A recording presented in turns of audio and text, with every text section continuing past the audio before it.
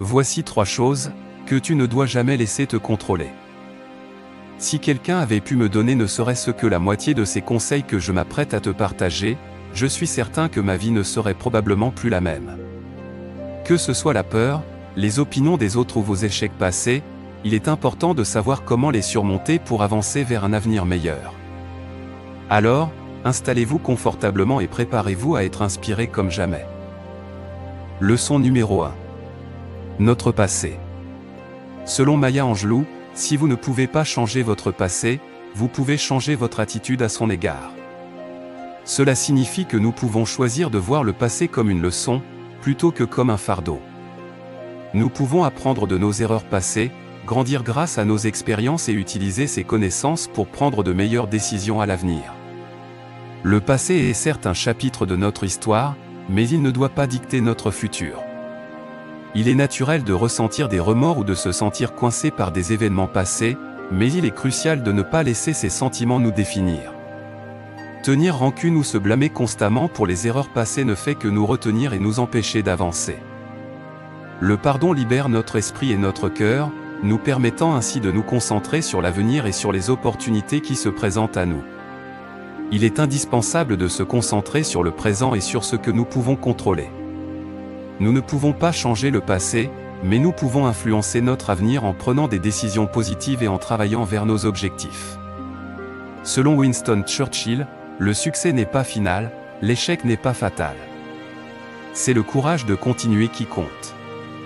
Au lieu de se laisser décourager par les échecs passés, nous devons les voir comme des occasions d'apprendre et de grandir. En gardant une attitude positive et en persévérant malgré les difficultés, nous pouvons surmonter les obstacles et atteindre nos objectifs. En définitive, nous devons apprendre à lâcher prise les regrets et les erreurs passées, à pardonner et à adopter une mentalité de croissance. En se concentrant sur le présent et en travaillant vers nos objectifs, nous pouvons créer un avenir épanouissant et rempli de réussite. Leçon numéro 2. La quête démesurée de l'argent. Comme l'a dit le philosophe chinois Lao Tse, le plus grand trésor est le trésor caché, le plus grand pouvoir est le pouvoir intérieur, la plus grande vertu est la vertu de ne pas se laisser subjuguer par l'argent. Il est essentiel de comprendre que l'argent ne définit pas notre valeur en tant qu'individu, et de comprendre qu'il est important de ne pas laisser l'argent dicter nos choix de carrière ou nos passions. Comme l'a dit le fondateur d'Apple, Steve Jobs, votre travail va remplir une grande partie de votre vie, et la seule façon d'être vraiment satisfait est de faire ce que vous croyez être un excellent travail, et la seule façon de faire un excellent travail est d'aimer ce que vous faites.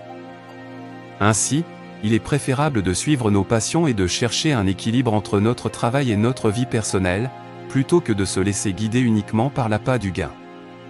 Comme le disait Antoine de Saint-Exupéry, nous n'héritons pas de la terre de nos ancêtres, nous l'empruntons à nos enfants.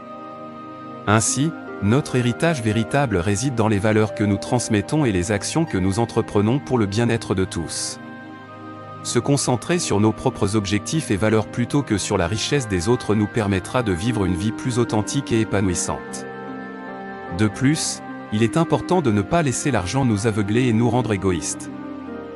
Il est essentiel de rester conscient des déséquilibres de pouvoir et des inégalités sociales créées par l'argent, et de faire preuve d'empathie envers les autres. Utiliser notre argent de manière responsable et contribuer à la société d'une manière qui profite à tous est un moyen de vivre une vie plus significative.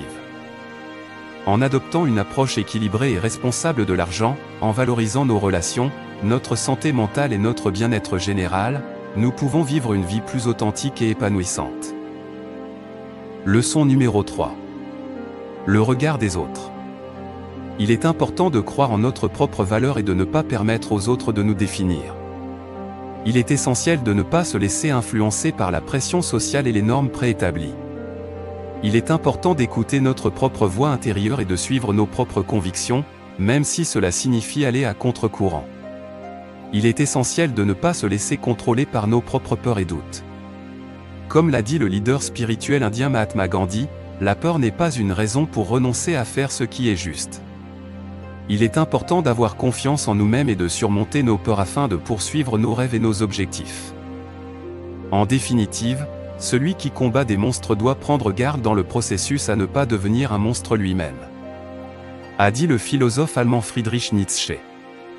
Alors, Il est important de rester fidèle à nos valeurs et de ne pas compromettre notre intégrité pour satisfaire les désirs ou les attentes des autres. Merci d'avoir regardé la vidéo. N'oubliez pas de vous abonner à notre chaîne.